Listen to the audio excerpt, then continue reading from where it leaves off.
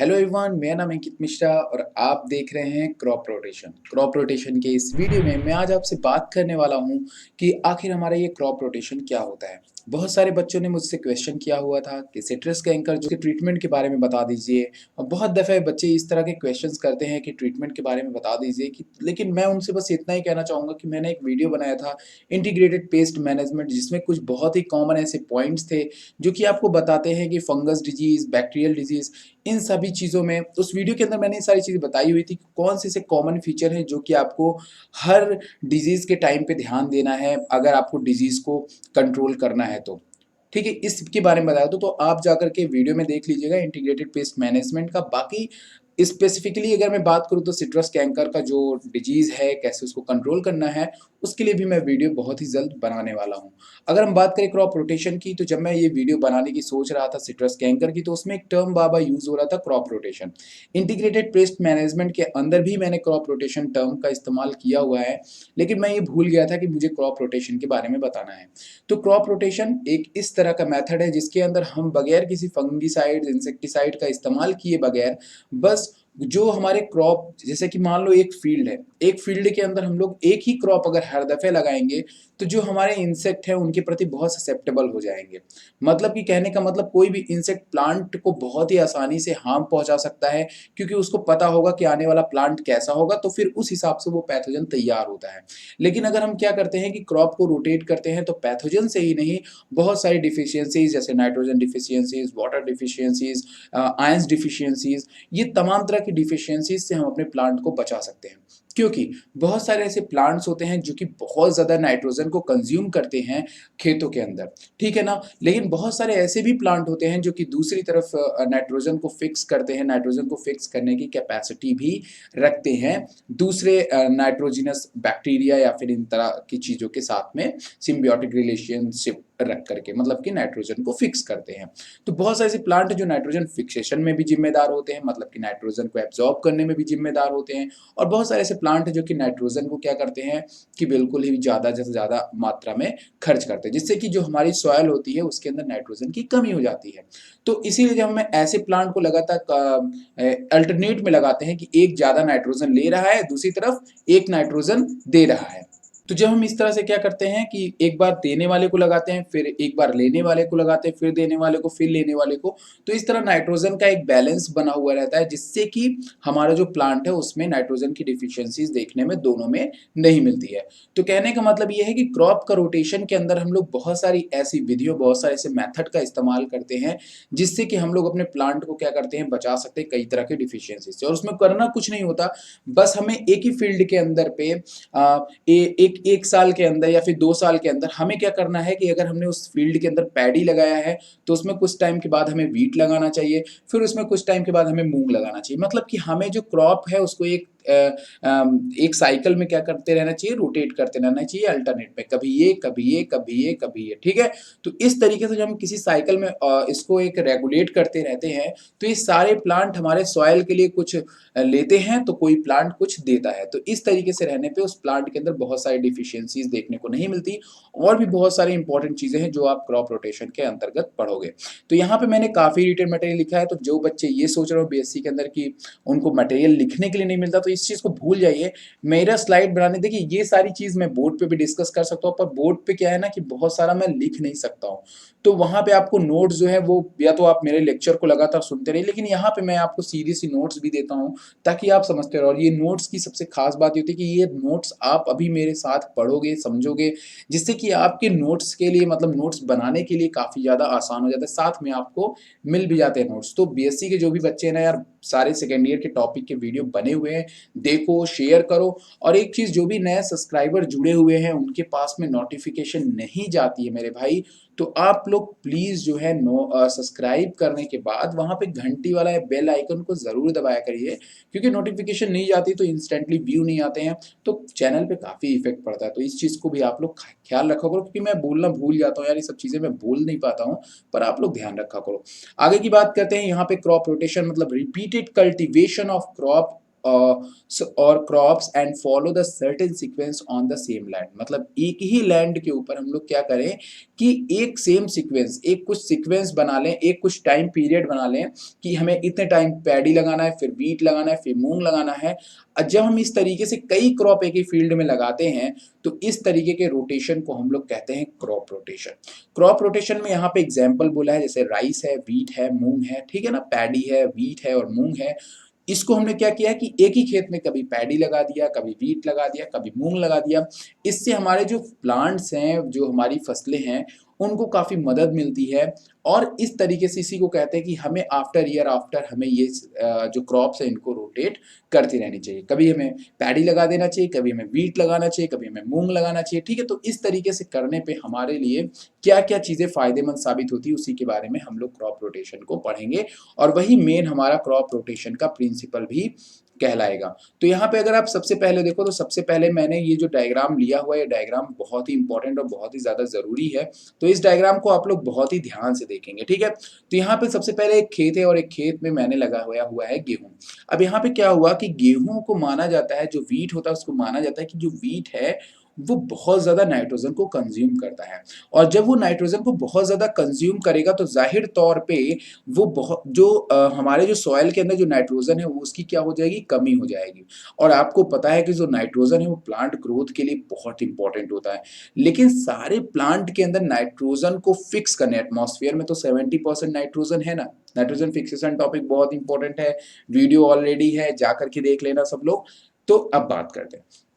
तो नाइट्रोजन जो है वो प्लांट के लिए, हर एक प्लांट के लिए नाइट्रोजन बहुत ही ज़्यादा इंपॉर्टेंट होता है। तो जब वीट क्या करते हैं कि नाइट्रोजन ले लेते हैं, तो जब दूसरी हम लोग क्रॉप लगाते हैं या फिर जब हम अगर हमने वीट की अगली बार वीट की ही क्रॉप लगा दी तो अगली बार वीट को उतना नाइट्रोजन नहीं मिल पाएगा। तो हमें इस चीज़ का खास ख्याल रखना है कि अगली बार हमें उस जगह पे वीट ना लगा करके कोई दूसरा प्लांट लगा देना है, जिससे कि हमारी खेती भी होती रहे और साथ में हमें घाटा भी ना लगे। क्योंकि अगली बार जब आप वीट लगाओगे तो नाइट्रोजन रहेगी नहीं, पहले बहुत सारी नाइट्रोजन थी, अब नाइट्रोजन बची नहीं है। तो बार बार अगर वीट लगाओगे तो नाइट्रोजन की कमी होती रहेगी। तो हमें एक ऐसा प्लांट चाहिए जो नाइट्रोजन को फिक्स भी कर सके और इस सॉइल के अंदर नाइट्रोजन को बचा सके। तो जब हम वीट लगाते हैं तो वीट लगाने पे नाइट्रोजन की कमी होती है, क्योंकि वीट नाइट्रोजन को गेन करता है।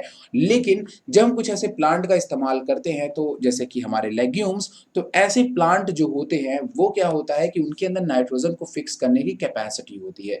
जब हम ऐसे प्लांट को, मतलब वीट लगाने के बाद जब वीट की कटाई हो जाए तो वहां पे हमें किसका प्लांट लगाना चाहिए, लेग्यूम का। जिससे कि जो हमारे लेग्यूमिनस के जो बैक्टीरिया होते हैं, जैसे राइजोबियम वगैरह हैं, वो प्लांट के साथ सिम्बियोटिक रिलेशनशिप रखते हैं। उनकी रूट में क्या बनाते हैं, नोड्यूल बनाते हैं, और वो जो नोड्यूल है वो नाइट्रोजन को फिक्स करता है। तो आइए चलिए देखते हैं एक चीज को और जानते हैं कि आखिर ये किस तरह से काम करते हैं। In the rotation of crops, leguminous crop like pulses, beans, peas, groundnut and Bengal gram are soon after cereal crop like wheat, maize and pearl millets। ठीक है। अक्सर हम लोग को ये देखा जाता है कि क्रॉप रोटेशन में हम लोग इनको अल्टरनेट में रखते हैं। मतलब कि जब अगर हम एक तरफ व्हीट लगाते हैं, मेज लगाते हैं, पर्ल मिलेट लगाते हैं, तो दूसरी तरफ हम लोग कौन सा क्रॉप लगाते हैं, लेग्यूमिनस क्रॉप लगाते हैं, जैसे कि पल्सेस लगाते हैं, बीन्स लगाते हैं, ठीक है। ताकि जो ये नाइट्रोजन ये वाले प्लांट कंज्यूम करें, व्हीट, मेज, पर्ल मिलेट, उसकी खाना पूर्ति कौन कर दे, ग्राउंडनट, पीज और बीन्स कर दे। दूसरी तरफ अगर देखें, when the cereals crop like rice, wheat, maize को अगर हम लोग ग्रो कराते हैं तो वहां पे हमें नाइट्रोजन डेफिशिएंट, मैंने बता दिया ना कि जब हम यहाँ पे व्हीट को रखते हैं तो नाइट्रोजन क्या होते हैं, ये प्लांट एब्जॉर्ब ज्यादा करते हैं, इसलिए यहाँ पे सॉइल के अंदर नाइट्रोजन की कमी हो जाती है। लेकिन दूसरी तरफ अगर वहां पे हम लोग किसी भी लेग्यूम या मटर, ठीक है, मटर पाइसम सटाइवम को हमने लगा दिया, किसी भी मटर या किसी भी लेग्यूम को, किसी भी दालों को लगा दिया, तो बैक्टीरिया जो है वहां पे ग्रो करते हैं उसकी रूट में, और रूट में क्या बना लेते हैं, रूट में नोड्यूल बनाते हैं। क्या बनाते हैं, नोड्यूल बनाते हैं। और यही इसी नोड्यूल के पास कैपेसिटी होती है नाइट्रोजन को फिक्स करने की। तो सॉइल के अंदर क्या करते हैं, नाइट्रोजन को फिक्स करते हैं, जिससे कि सॉइल के अंदर नाइट्रोजन का जो कमी रहती है, ठीक है, जो पहले नाइट्रोजन हमारा केवल 2 बचता है, वो फिर से नाइट्रोजन इसके अंदर बनना शुरू हो जाता है। तो फिर जब हम इस क्रॉप को उखाड़ते हैं और फिर से हम इसमें गेहूं बोते हैं, तो उस गेहूं को फिर से नाइट्रोजन मिल जाती है। तो देखा कितना अच्छा और कितना बेहतरीन रीजन मैंने आपको बताया कि भाई देखो, सिंपल सी बात है, क्रॉप रोटेशन हमने क्यों किया, ताकि पहली बात क्यों किया कि गेहूं के बाद पहले लगाया हमने गेहूं, उसने भाई नाइट्रोजन को कंज्यूम कर लिया। अब सवाल आता है कि वहाँ पे कोई नेचुरली आप नाइट्रोजन को कैसे बढ़ा सकते हो? तो उसके लिए हमने क्या कर दिया, लेग्यूम लगा दिया। लेग्यूम प्लांट जो होता है वो बैक्टीरिया के साथ में सिम्बियोटिक एसोसिएशन करता है, ठीक है, बैक्टीरियम के साथ सिम्बियोटिक एसोसिएशन करके नाइट्रोजन को फिक्स करता है। जब यहाँ पे नाइट्रोजन को, एयर की नाइट्रोजन को फिक्स कर लेता है तो वो सॉइल के साथ में मिल जाती है, और ये जो मिट्टी जो पहले जिसके अंदर नाइट्रोजन डेफिशिएंट हो गया था, अब वो प्रॉपर सफिशिएंट हो जाता है हमारे अगले बार लेग्यूम लगाने के लिए, या फिर अगली बार हमें कुछ नई फसलें लगाने के लिए। ठीक है, तो ये बात आपको समझ में आ गई। तो ये था नाइट्रोजन की कमी वाला क्रॉप रोटेशन, जिसमें नाइट्रोजन की कमी, इस तरह से क्रॉप रोटेशन करके हम जमीन के अंदर जो हमारी नाइट्रोजन की कमी है उसको पूरा कर सकते हैं।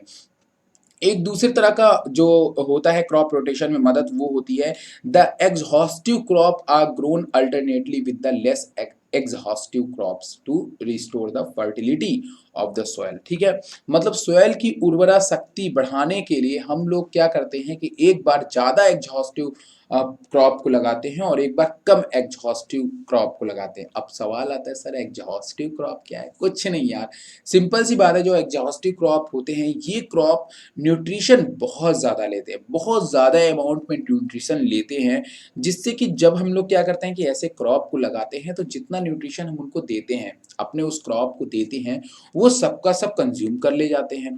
तो इससे दिक्कत ये बढ़ जाती है कि जो हमारे, अगर हम इसको हर बार लगाएंगे तो लागत बहुत ज़्यादा आएगी। मैं मानता हूँ कि कोई कोई क्रॉप इतनी इंपॉर्टेंट होती है, कोई कोई क्रॉप, कि उसको हमें लगाना ही पड़ता है, भले लागत कितनी भी ज़्यादा आए।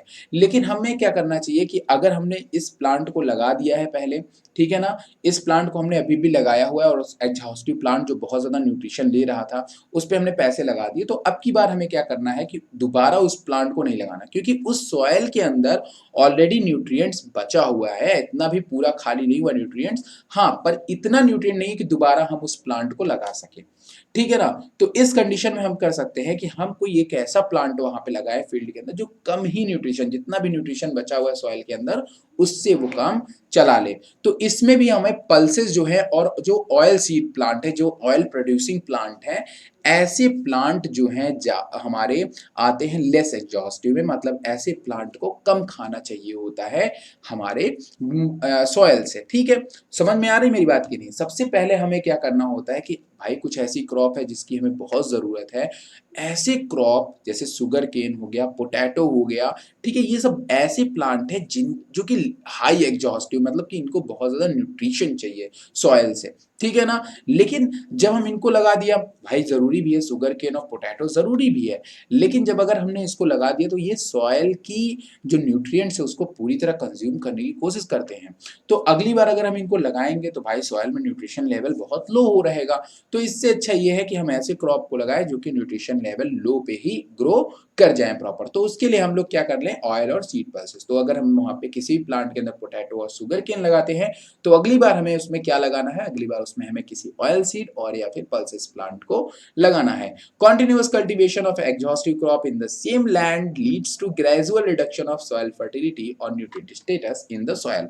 अगर हम लगातार हाई एग्जॉस्टिव, मतलब कि एग्जॉस्टिव मतलब कि ज़्यादा न्यूट्रिशन कंज्यूम करने वाले प्लांट अगर लगातार उस खेत पे लगाएंगे तो हमारे सॉइल के जो भी है, हमारा जो मिट्टी है उस पे जो रिडक्शन, मतलब कि उसकी जो फर्टिलिटी है वो कम होगी, उपजाऊ जो है, उर्वरा शक्ति जो है वो कहीं ना कहीं कमज़ोर हो जाएगी। तो इसलिए हमें इसको अल्टरनेट में लगाना है कि एक बार हमें गन्ना या फिर आलू, या फिर हमें उसके बाद लगाना है ऑयल सीड और पल्सेस। क्लियर, इतनी बात समझ में आ गई। तो फर्टिलिटी के लिए भी, मतलब कि न्यूट्रिशंस के लिए भी हम लोग बेसिकली इस बात का ध्यान रखते हैं कि हमें एक प्रॉपर टाइम पे हमें क्रॉप को रोटेट करते रहना चाहिए। अगला रीजन और भी ज्यादा इंपॉर्टेंट है, और ये रीजन बहुत ही सिंपल और बहुत ही आसान है, अगर आप इसको समझ गए तो नॉर्मल रीजन है। देखो यार, रूट कई तरह की होती है और आपको पता है कि अलग अलग प्लांट के अंदर रूट अलग अलग तरह की पाई जाती है। अब मान लो कि भाई आपने एक सीजन में कहीं पे भाई पूरा का पूरा गाजर लगा दिया किसी लैंड के अंदर, ठीक है ना, तो जाहिर तौर पे उस लैंड में अगर आप गाजर की साइज देखो तो मान लो कि अप्रॉक्स 15 सेंटीमीटर, मैं मानता हूँ 15 नहीं 30 सेंटीमीटर मान लेता हूँ, 13 सेंटीमीटर, 30 सेंटीमीटर के आसपास में है। ठीक है, तो अगर कोई गाजर हमारा 30 सेंटीमीटर के आसपास डीप में गया हुआ है तो जो वाटर का जो कंजप्शन है जो टैप रूट है हमारा, जो वाटर का कंजप्शन टैप रूट का है और जो फाइब्रस रूट का है जो बगल में आपको दिखाई दे रही है, या फिर एडवेंटिटियस रूट का, अलग अलग तरह के जो रूट्स हैं उनका जो वाटर कंजप्शन सिस्टम है वो अलग अलग तरह का होता है। दूसरी बात, जो सॉइल का लेवल होता है वो भी अलग अलग रूटों में अलग अलग, कोई बहुत ज़्यादा डीप से पानी लेता है, कोई बहुत ज़्यादा मीडियम रेंज से पानी लेता है और कोई बहुत ज़्यादा अपर सरफेस से पानी लेता है। तो इसलिए क्या है कि जब हम लोग क्या करेंगे कि एक सीजन में मान लो हमने पूरा का पूरा गाजर लगा दिया, तो जाहिर तौर पे जहां तक गाजर की रूट जाएगी वहां तक वो वाटर का जो लेवल है वो लो रहेगा, ठीक है। लेकिन दूसरी तरफ अगर हम एडवेंटिटियस की बात करें तो इसके जो लेवल है बहुत वो डीप नहीं होता है, वो ऊपर की तरफ ही उसका लेवल। तो टैप रूट में हम लोग क्या देखते हैं कि ये हमारे वाटर को बहुत ही ज़्यादा डीप से भी कंज्यूम करता है। तो ये कहीं न कहीं एक बहुत ही इम्पोर्टेंट फैक्ट सामने आता है। तो टैप रूट और एडवेंटिटियस रूट में आपको ध्यान में रखना है कि रूट भी अगर हमने अगर एक बार एक क्रॉप के अंदर मतलब एक सीज़न में अगर हमने टैप रूट लगाया हुआ है तो अगले सीज़न में हमें ऐसे प्लांट को लगाना है जिसमें कि फाइब्रस रूट मौजूद होती हैं। ठीक है? क्यों? क्योंकि फाइब्रस रूट का टेकअप करने का तरीका अलग है और टैप रूट के टेकअप करने का तरीका अलग है। टैप रूट हमारा ज़्यादा डीप जाता है और फाइब्रस रूट हमारा सरफेस पे रहता है, जिससे कि अगर हम लोग क्या करेंगे कि बार-बार गाजर लगाएँगे तो वो जो उतने एरिया का जो सॉइल का जो वाटर है, न्यूट्रिएंट है वो खत्म हो जाएगा और वो प्लांट के लिए काफ़ी ज़्यादा नुकसानदेह है। The crop will be tap root should be followed by those who have fibrous root. हमें अक्सर क्या करना है कि टैप रूट के बाद हमें अगर हमने एक क्रॉप में टैप रूटेड प्लांट लगाया तो अगली बार हमें फाइब्रस रूटेड प्लांट लगाना ज़्यादा अच्छा होता है, ठीक है। This help in proper and uniform use to nutrient from the सोil, जिससे कि एक प्रॉपर न्यूट्रिशन हमें दोनों को मिलता रहता है। The root do not compete to uptake nutrition. इससे इससे दोनों रूट जो हैं वो आपस में कंपटीशन नहीं कर पाएंगी और इस चीज़ का ध्यान रखना है कि अल्टरनेट में हमें ये सारी चीज़ों को लगाना है, जैसे कि राइस और पिजन पी। अगर आपने राइस लगाया है तो आप दूसरी बार पिजन पी को लगा सकते हैं, जिससे कि हमारे रूट के लिए ज़्यादा आसान होगा, ठीक है। तो इस तरीके से हम लोग रूट में देखते हैं कि रूट में भी का रोटेशन जानना ज़रूरी होता है, तो ये चीज़ है। अगर मैं बात करूँ तो यहाँ पे कुछ प्लांट के रूट के बारे में बताया गया है, जैसे अल्फ़ा-अल्फ़ा प्लांट है। अल्फ़ा-अल्फ़ा प्लांट जो है वो बेसिकली क्या होता है कि डीप होता है, इसकी रूट डीप होती है। बार्ले की रूट मॉडरेट होती है और शैलो की जो रूट होती है वो फील्ड पी जो है उसकी रूट जो होती है वो कम मतलब फाइब्रस टाइप की होती है। तो कुल मिलाकर के बात इतनी है कि आप जब एक बार अल्फा अल्फा लगाओ तो अगली बार आप बार्ले लगाओ। आप अल्फा अल्फा में सैफ्लॉवर मत लगा देना, ठीक है। अल्फा अल्फा लगाओ, फिर उस खेत में बार्ले लगाओ, फिर उस खेत में फील्ड पी लगाओ, ताकि तीनों लेयर जो हैं वो बटी रहें और अपने अपने लेयर के अंदर ये न्यूट्रिशंस को लेते रहें, ठीक। जबकि सैफ फ्लावर में अगर आप सैफ फ्लावर लगाओ तो दूसरी तरफ आप कनोला लगाओ, फ्लैक्स लगाओ, ठीक है ना। और अगर हम बात करें यहाँ पे तो यहाँ पे आप सनफ्लावर लगाओ, मस्टर्ड लगाओ और फिर लैंड्री भी लगा सकते हो। तो ये अलग अलग है, आप इसमें क्रॉप रोटेशंस कर सकते हैं इन प्लांट के बीच में। आप क्रॉप रोटेशन करके एक बार डीप लगाओ, एक बार मॉडरेट लगाओ, फिर एक बार आप शॉलो लगाओ। अगर इस तरीके से आप क्रॉप रोटेशन करके लगाते हो तो आप में जो न्यूट्रिएंट लेवल है वो बना रहेगा। कोई भी प्लांट किसी भी लेवल पे किसी से भी कम्पीट नहीं करेगी, ठीक है। आगे की तरफ अगर हम बात करें यहाँ पे प्रिंसिपल ऑफ क्रॉप रोटेशन की, तो बहुत इंपॉर्टेंट है, इसको ध्यान में रखना है आपको कि बेसिक प्रिंसिपल क्या थे क्रॉप रोटेशन की, क्यों जरूरत पड़ी क्रॉप रोटेशन की। The rotation should provide roughage and pastures for livestock keep in form, therefore fodder crop must be included in rotation to feed the animal, example rice, black gram, fodder maize, blah blah blah blah blah ब्ला। अब जितने भी लोगों के पास में ना जानवर वगैरह होंगे, गाय भैंस वगैरह होंगे, आपको पता है कि उनको बहुत सारी चीजें खिलानी पड़ती है, लाइक भूसा होता है, चूनी होता है, चोकर होता है, ऐसे तमाम तरह की चीज़ें होती हैं जो कि उनको खिलाया पिलाया जाता है। अब अगर आपको चूनी चोकर नहीं पता ना तो वो भाई ब्लैक ग्राम वगैरह चीज़ें होती हैं, मिली मिक्स चीज़ें होती हैं, जो उनके छिलके होते हैं वो होती हैं, ठीक है। भूसे तो आपको पता है भूसा क्या होता है, वो बेसिकली व्हीट से निकाला जाता है, व्हीट प्लांट से मिलता है हमको थ्रेसर मशीन में डाल करके, ठीक है ना। तो जो भी लोग ऐसे विलेज से बिलोंग करते हैं उनको ये सारी चीज़ें पता होंगी, लेकिन जो लोग नहीं जानते वो ये जान लें कि व्हीट में केवल उसके दाने ही काम के नहीं आते हैं, उससे भूसे भी बनाए जाते हैं, भाई वो भी हमारे लिवर स्टॉक खाते हैं। तो जो क्रॉप रोटेशन है वो कहीं न कहीं हमारे एनिमल्स के लिए भी अच्छा है। भाई एक सीज़न में हमें क्या, हमें सब कुछ चाहिए ना, हमें तो गाय को खिलाने के लिए चोकर भी चाहिए और गाय को खिलाने के लिए हमें चूनी भी चाहिए। चूनी मतलब क्या होता है, ये वो बाल वाला मत समझ लेना, मतलब वही ब्लैक ग्राम के जो छिलके होते हैं ना वो, ठीक है? और हमें भूसा भी चाहिए। तो कहने का मतलब ये है कि ब्लैक ग्राम भी ज़रूरी है, ओके? और दूसरी तरफ भूसे भी ज़रूरी हैं। तो कुल मिलाकर के बात इतना है कि हमें एनिमल्स का भी ख्याल क्रॉप रोटेशन में मिल जाता है। एनिमल को भी अगर आप अलग-अलग बदल-बदल के क्रॉप लगाएँगे तो बदल-बदल के एनिमल को भी कई तरह की चीज़ें खाने को मिलेंगी। On the slappy lands, alternate cropping to erosion promoting the erosion resisting crops should be adopted. Example maize, यहाँ पे क्या करते हैं कि जो आपका स्लोप होता है, स्लोपी लैंड मतलब समझ रहे हो जहाँ पे पानी नीचे की तरफ जाता है। तो जब पानी नीचे की तरफ जाता है तो क्या होता है कि वो मिट्टियों को उखाड़ता लेकर के जाता है।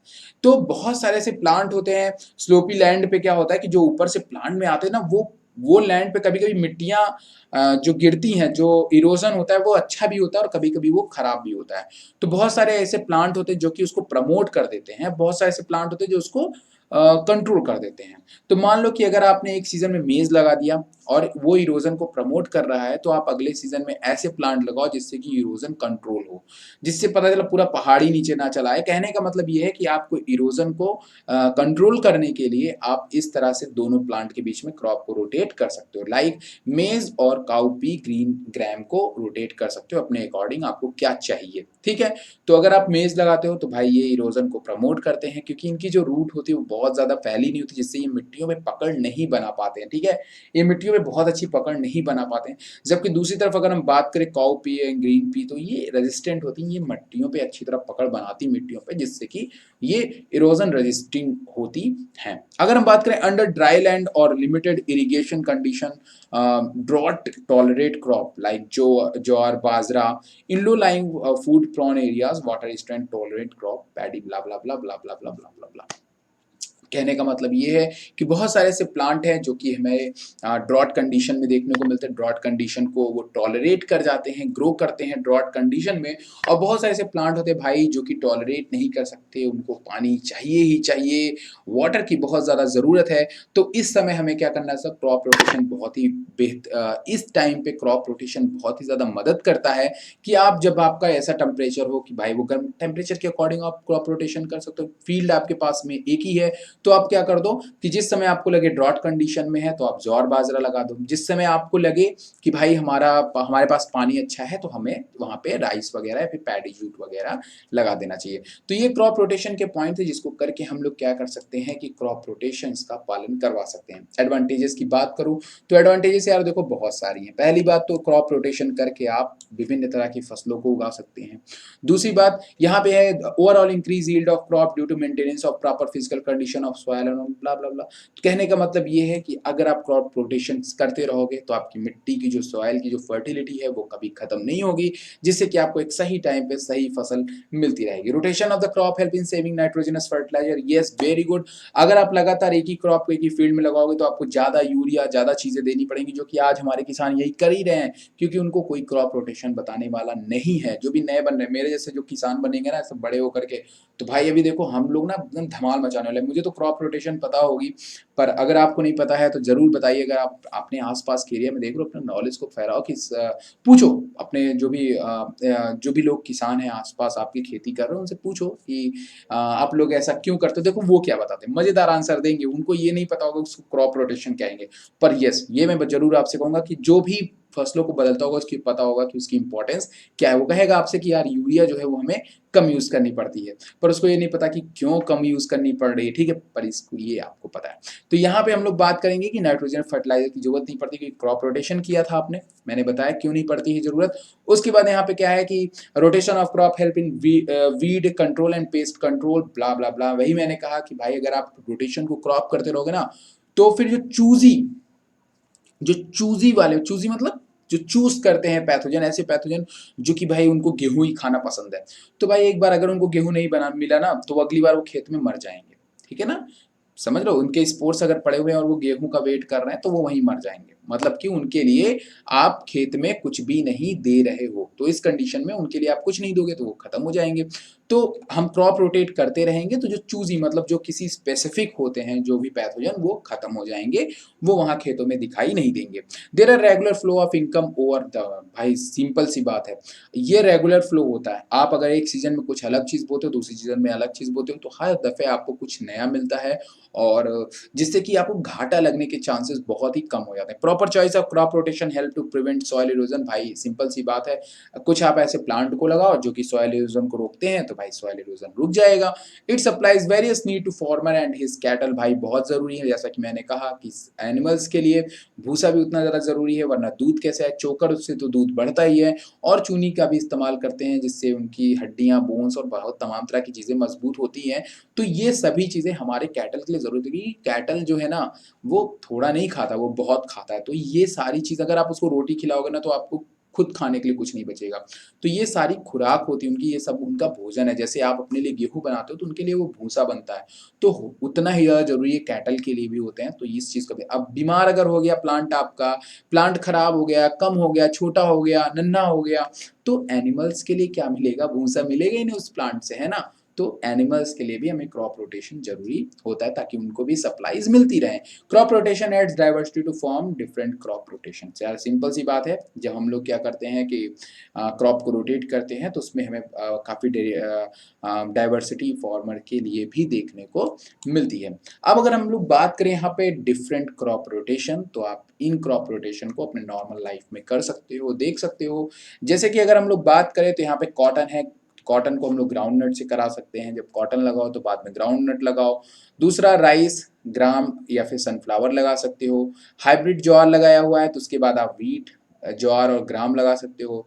ज्वार लगाया है तो सनफ्लावर, ग्राउंडनट, ये 3 आप क्रॉप को एक साथ अल्टरनेट में यूज़ कर सकते हो। सनफ्लावर, पोटैटो, ग्राउंडनट को आप एक साथ इस्तेमाल कर सकते हो। ग्राउंडनट आपका क्या काम करेगा? नाइट्रोजन को बढ़ा देगा। पोटैटो भाई हाई एग्जॉस्टिक है। सनफ्लावर को भाई समझ रहे हो ना? तो ये सभी क्रॉप रोटेशन से आप देख लो जिनको कि हम लोग यूज़ कर सकते हैं, इस कॉम्बिनेशंस को यूज़ कर सकते हैं अपने खेतों के अंदर। 1 ईयर रोटेशन में हम लोग मेज़ और मस्टर्ड का इस्तेमाल करते हैं। एक बार आप मेज़ लगाओ, एक बार मस्टर्ड लगाओ। राइस, व्हीट को अल्टरनेट कर सकते हैं कि एक ही खेत के अंदर राइस या फिर व्हीट लगाओ। एक बार राइस, एक बार व्हीट। उसके बाद 2 ईयर प्लान में एक बार मेज़ लगाओ, एक बार मस्टर्ड लगाओ, एक बार शुगरकेन लगाओ, एक बार फेनुग्रीक लगाओ, ठीक है, मेथी। और मेज़ वाले में 2 ईयर के ही प्लान में हम लोग या मेज़ लगाओ, फिर पोटैटो लगाओ, फिर शुगरकेन लगाओ, फिर पीस लगाओ। इसी तरह 3 ईयर का रोटेशन है। आप लोग देख लीजिए और अगर आपको ये वीडियो पसंद आए लाइक करिएगा, शेयर करिएगा, सब्सक्राइब करिएगा। मुझे ये पता है कि क्रॉप रोटेशन का ये वीडियो आपको आसानी से समझ में आ गया होगा और ये किसी भी पैथोजन से बचने का सबसे सिंपल और सबसे सस्ता तरीका है। आप इस तरह से करके बस थोड़ी-सी प्रॉब्लम से, यार देखो थोड़ी प्रॉब्लम ये है ना कि आपकी हैबिट पड़ी हुई होती है कि एक फसल को हमें क्या करना है, ठीक है ना? लेकिन देखो जो लोग इस तरह से खेती करते हैं कि एक बार गेहूँ लगाते हैं, फिर एक बार चावल लगाते हैं, मैंने गाँव में ज़्यादातर यही देखा है, वो नुकसानदेह कर देता है यार। वो हमारे सॉइल के लिए नुकसान करता है, पर लोग खाने की अगर मैं सबसे बेसिक नीड बताऊँ ना तो यही 2 चीज़ें हैं जो लोग ज़्यादा खाते हैं। या फिर चावल खाएँगे या फिर गेहूँ खाएँगे। तो ये क्रॉप ऐसी चीज़ है ना, ये वाली क्रॉप ऐसी चीज़ है कि यार इसको सभी कंज़्यूम करते हैं, तो इसीलिए थोड़ा-सा ये ज़रूरी बन जाता है और यही था आज की वीडियो में।